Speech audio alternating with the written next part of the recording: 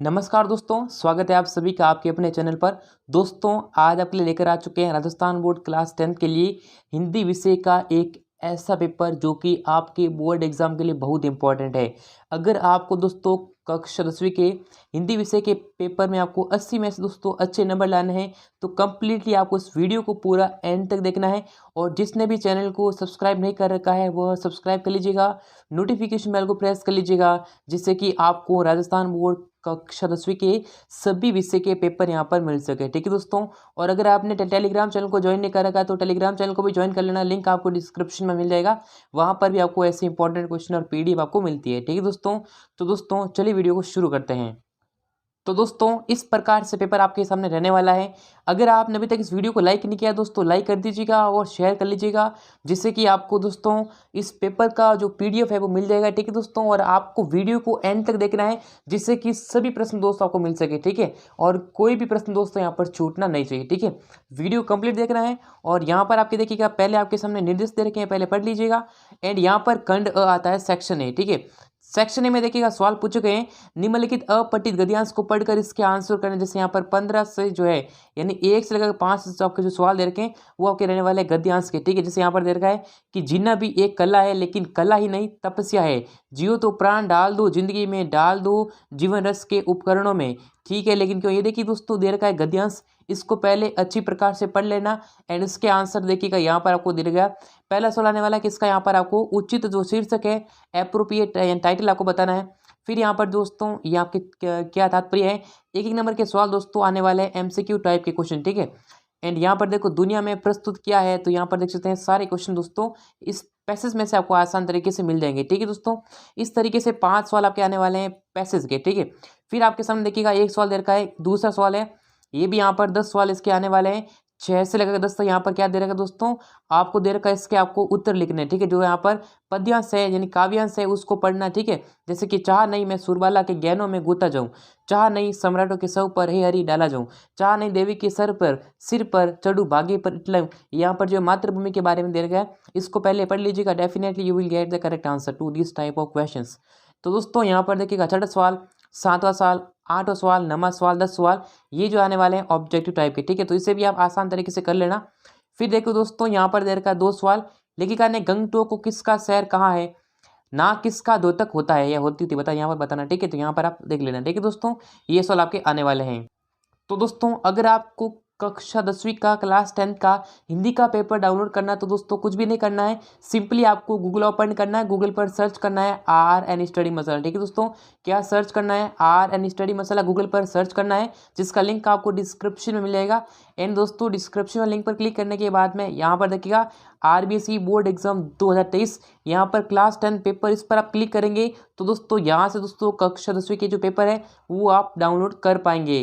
तो दोस्तों इस वेबसाइट का जो लिंक है वो आपको डिस्क्रिप्शन में दे रखा है, आर एन स्टडी मसाला का, तो लिंक इन डिस्क्रिप्शन।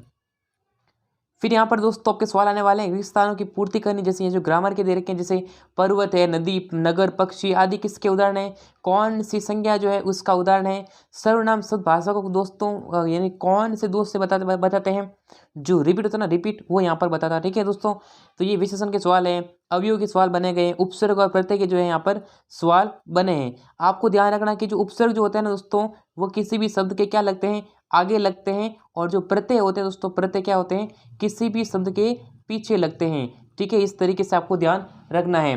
नेक्स्ट आपके सवाल दोस्तों रहने वाले हैं यहाँ पर जो है 20 वर्ड के अंदर आंसर देना। ठीक है, जैसे यहाँ पर विसर्ग संधि की परिभाषा लिखनी है, समास विग्रह किसे कहते हैं, कान करतना मुहावरे का अर्थ करना है और इसका वाक्य में प्रयोग करना है। ना सावन सुखा ना भादो हरा लोकोक्ति दे रखी है। फिर यहाँ पर पुराणों में स्त्री शिक्षा का उल्लेख क्यों नहीं मिलता है, आत्मकथ्य के बारे में यहाँ पर बताया गया है, उदो तुम ही अति बड़भागी गोपियों ने ऐसा क्यों कहा है। ठीक है, चश्मा लेखिका की नजर में किसका प्रतीक है ये बताना है। राजधानी में तहल का मचा हुआ था, ये तहल का किस संबंध में था यहाँ पर बताना है। फिर देखिए दोस्तों खंड ब आता है, सेक्शन बी आता है। यहाँ पर देखिएगा अगर आपको इस पेपर का संपूर्ण सॉल्यूशन प्राप्त करना है तो आप टेलीग्राम चैनल को ज्वाइन कर लीजिएगा, जिसका लिंक डिस्क्रिप्शन में दे रखा है, वहां पर आपको भी इसका पेपर मिल जाएगा। ठीक है, यहाँ पर आपको दोस्तों उत्तर सीमा दे रखी है 45 शब्द। ठीक है, 45 वर्ड्स के अंदर यहाँ पर आपको आंसर करने रहेंगे। जैसे यहाँ पर एक संवेदनशील युवा नागरिक की हैसियत से विज्ञान का दुरुपयोग रोकने में आपकी क्या भूमिका, ये बताना है। यहाँ पर आपके सवाल दे रखे हैं। ठीक है दोस्तों। सातवां, क्रिया को परिभाषित करना है और कर्म के आधार पर क्रिया को उदाहरण देकर बताना, सकर्मक है, अकर्मक है। कविदेव ने यानी कि दोस्तों ब्रज दुल्ला किसे कहा है और क्यों कहा गया है, 2 नंबर का सवाल आपका रहने वाला है। फिर देखिए कैप्टन मूर्ति का चश्मा बार बार क्यों बदल देता था, यहाँ पर आपके सवाल पूछे गए। कवि के अनुसार फसल क्या है, ये बतानी है। छाया मत छूना, कवि ने यथार्थ को कठिन कहकर उसकी पूजा करने को क्यों कहा है, ये बताना है। बिस्मिल्लाह खान को शहनाई की मंगल ध्वनि की नायक क्यों कहा गया है, जो शहनाई वादक है, यहाँ पर बताना है। लेखक ने संस्कृति और अपसंस्कृति किससे कहा गया है, इसके बारे में यहाँ पर आप आंसर कर सकते हैं। कवि नागार्जुन का दोस्तों जीवन परिचय एवं कृतित्व लिखना है और यहाँ पर दोस्तों महावीर प्रसाद द्विवेदी का जो है जीवन परिचय एवं कृतित्व लिखना है। 2 नंबर का सवाल आपका होने वाला है, यानी यहाँ पर जो लेखक परिचय और आपका जो है कवि परिचय आने वाला है। क्लियर है, चलिए। फिर खंड स दे रखा है यहाँ पर पद्य जो गद्यांश की सप्रसंग व्याख्या करनी। देखिएगा पहले लिखना पड़ेगा प्रसंग और उसके बाद लिखना पड़ेगा आपको इसकी व्याख्या। तो प्रसंग में क्या लिखना पड़ेगा, देखो प्रसंग लिखना पड़ेगा कि हमारे पाठ्य पुस्तक कौन सी पाठ्य पुस्तक है और कौन से जो है अध्याय से ले रखा है, कौन से चैप्टर से ले रखा है और इसके जो लेखक है वो कौन है, ये बताना। ठीक है, उसके बाद इसकी डीपली एक्सप्लेनेशन करनी रहेगी। उसी प्रकार दोस्तों यहाँ पर एक आने वाला पद्यांश, तो पद्यांश में लिखना पड़ेगा कि ये जो है पहले लिखना पड़ेगा प्रसंग, तो प्रसंग में लिखना पड़ेगा कि ये हमारे पाठ्य पुस्तक है यानी कौन से चैप्टर से ले रखा है और इसके जो कवि कौन है। उसके बाद यहाँ पर आपको लिखनी पड़ेगी इसकी व्याख्या, जो कि आपका 3 नंबर का होने वाला है।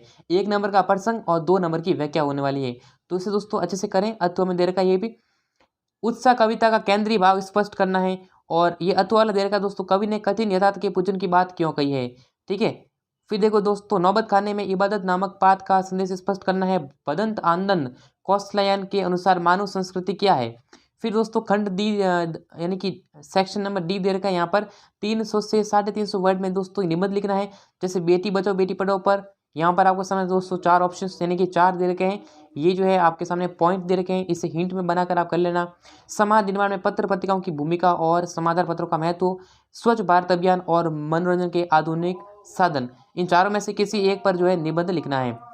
स्वयं को बापू नगर निवासी हिमांशु मानकर शैक्षिक भ्रमण का वर्णन करते हुए अपने मित्र प्रियांशु को एक पत्र लिखना है।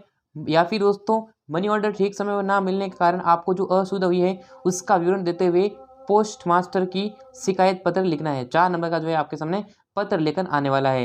नेक्स्ट फिर आपके सामने एक सवाल दे रखा है, यातायात अथवा परिवहन अधिकारी की ओर से सड़क पर वाहन सावधानी से चलाने को एक सार्वजनिक विज्ञापन लिखना है। और दोस्तों विज्ञापन यहाँ पर आने वाला है, विज्ञापन। ठीक है, दैनिक समाचार पत्र में प्रकाशित करने के लिए विज्ञापन का एक प्रारूप यानी जो प्रारूप है वो तैयार करना है और इस जो है इसका जो फॉर्मेट है, इसका जो प्रारूप है वो तैयार करके जो है विज्ञापन आपको लिखना है। ठीक है, यानी कि विज्ञापन आपका दोस्तों 4 नंबर का आने वाला है। दोस्तों अच्छे से इसे तैयार कर लेना। ठीक है दोस्तों, तो दोस्तों ये आपका दोस्तों बताए दोस्तों बहुत ही इंपॉर्टेंट क्वेश्चन पेपर।